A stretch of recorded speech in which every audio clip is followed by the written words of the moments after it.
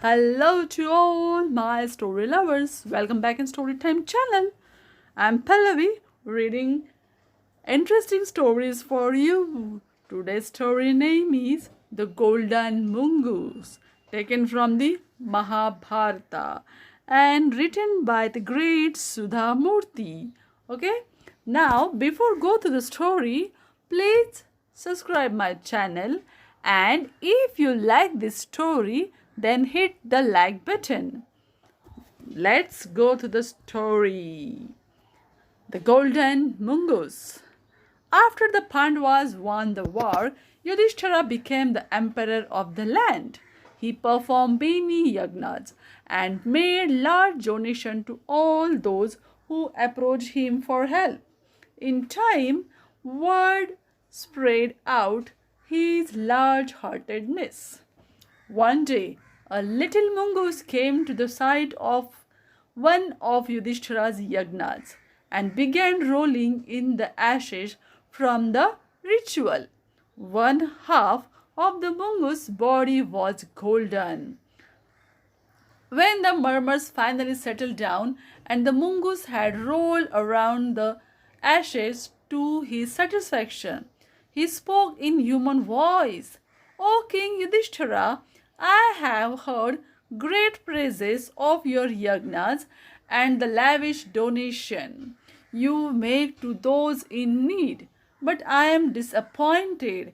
I wasn't expecting you to conduct a yagna in this ordinary way. Yudhishthira was hurt by the mongoose's words. I have followed all the rules for performing this puja. How can you call this ordinary? He asked. Let me tell you about my experience of great yagna, said the mongoose. The audience fell silent, keen to hear the mongoose story. Now here is the Yudhishthira and this is the mongoose. In a small village not far away from here, the mongoose began. There once lived an old man along with his wife, son, and daughter-in-law. They were very poor and could barely make ends meet. To add to their woes, a famine struck their land and the family began to starve. One day, the old man found a little rice for his family from somewhere. His wife cooked the rice and divided it into 4 parts. Just as they were about to eat, there was a knock on the door. When the old man opened it, he found a man looking so fatigued that he was about to drop to the floor. Taking pity on the unexpected visitor, the old man invited him inside and remarked, You look hungry. Yes, I have been wandering around for a long time. It has been several days since I have eaten, said the visitor. You have come at the right time. We were just about to have our meal. Please take this portion and satisfy your hunger, said the old man and offered his share of food to him.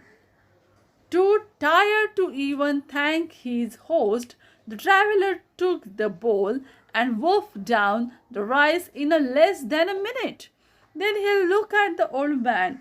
He was still hungry. The old man's wife now came forward and gave away her portion too.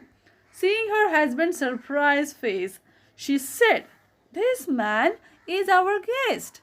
When you have been so kind to give our visitors your portion and are willing to go hungry for another day, then it is my duty to do the same. The traveler ate the second helping, but he still looks as hungry as he had when he had walked in through the door. Now, the old man's son came forward. When my parents can go hungry, I can too. Thus the traveler ate the son's portion too. Finally, the daughter-in-law also offered her share. The old man stopped her, saying, "You are the youngest in the family. I cannot let you starve." The daughter-in-law smiled and said, "Feeding our guest is like a performing yajna for the gods above. The three of you have been selfless. I would like to give my portion as an offering to the yajna too." And she too handed over the share to the traveler. The visitor blessed the family, saying, "You have given me everything without keeping anything for yourself. This is the most sincere yajna I have ever seen. May God bless you." Almost as if this was some kind of test, God Himself arrived and began escorting the family to heaven. It was then that I happened to pass their house and saw all of them going to heaven. The mongoose voice rang loud and clear as the people in the yajna returned to the present moment. After having been completely transfixed by the story, I glanced around and saw a scrap of food lying on the ground nearby. Before I knew it, I slipped and fell on the food. When I got up, I found that the side of my body that had fallen on the food had been transformed into gold. The mongoose turned slightly to display the golden half of his body. I wanted to transform my entire body, but there was no more food left. "That's why my body looks like this now," he added. "Since this happened to me, I have been traveling from one yagga to the another in the hope of turning my other half into gold. But I couldn't find a single worthy yagna. When I heard about the king Yudhishthira and his yagna, I was sure that my wish would be fulfilled. But alas, O king, your yagna is not as sincere or pure as the one performed by the family of that poor man." The golden mongoose then disappeared from sight. Yudhishthira felt humble. He had been taught an important lesson. It is not the lavishness of a gift that counts, but the purity of one's soul and the spirit of the sacrifice that makes a yajna successful. This is the end of the story. Do you like it? Then comment in the box and subscribe my channel and hit the bell icon.